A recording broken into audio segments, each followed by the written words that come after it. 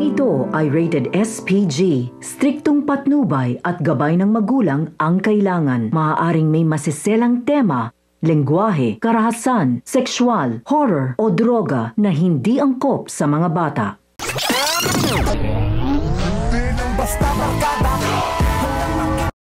Wala na ngang pamimilian pa si Tanggol kundi sumama kay Marcelo upang mabayaran si Boss B at hindi tuluyang mailit ang bar at mawala ng trabaho ang kanilang mga kasamahan. Matapos magbigay ng palugid ni Pablo ay talagang desidido na ito na kunin ang bar kay Boss B at pagkakataong mawalan ng trabaho ang mga empleyadong naroon kabilang na sina Bubbles, Jelly at Emong. Kaya lapagman sa kalooban ni Tanggol ay mapipilitan siyang pumayag sa gustong mangyari ni Marcelo. Wala nga ring kaalam-alam si Marcelo na ang nakatalo kay Tanggol ay si Pablo na siyang apo ni Senyor Facundo.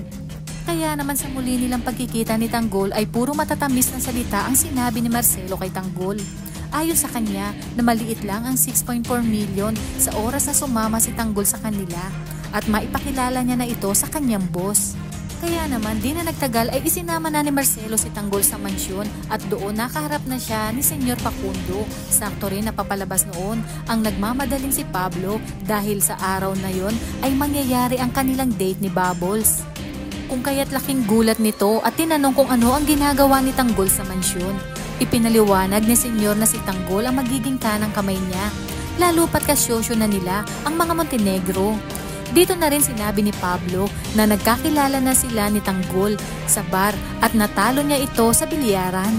Kaya sinabi ni Marcelo na talagang maliit ang mundo, ibig sabihin talagang nakatadhana kay Tanggol na mapunta sa mansyon upang mas matuto ito sa larangan ng negosyo ni Senyor at di kalaunan ay magiging isa sa pinakamayaman sa Quiapo.